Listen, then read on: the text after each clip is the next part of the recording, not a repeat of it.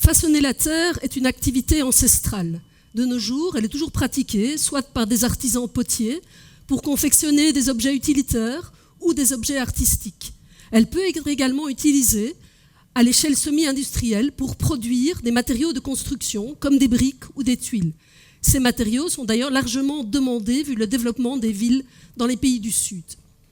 La facilité avec laquelle on peut modeler la terre est en fait directement liée à la présence de matériaux particuliers, de minéraux qu'on appelle les argiles. Les argiles sont des matériaux naturels qui se forment dans les sols et qui sont liés à l'interaction simplement de la pluie sur le substrat rocheux. Donc la composition des argiles est directement contrôlée par les conditions climatiques locales.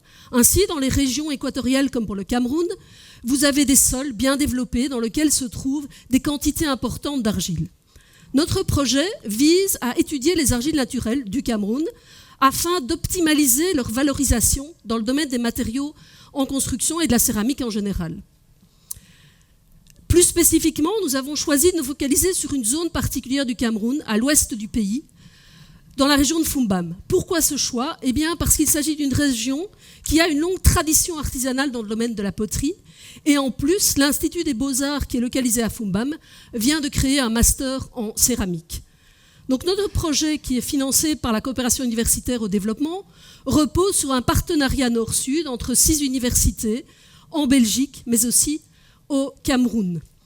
Des géologues, des minéralogistes, des chimistes des matériaux, mais aussi des économistes et des sociologues s'associent pour aboutir à des objectifs bien précis, de façon à répondre au moins partiellement à des besoins locaux. Notre démarche est en fait constituée de 3 étapes. La première étape consiste à recenser et à échantillonner les sites argileux. C'est essentiellement le travail du géologue. La seconde étape consiste à une analyse de laboratoire pour caractériser la nature de ces argiles, déterminer leur comportement plastique. C'est le travail du minéralogiste.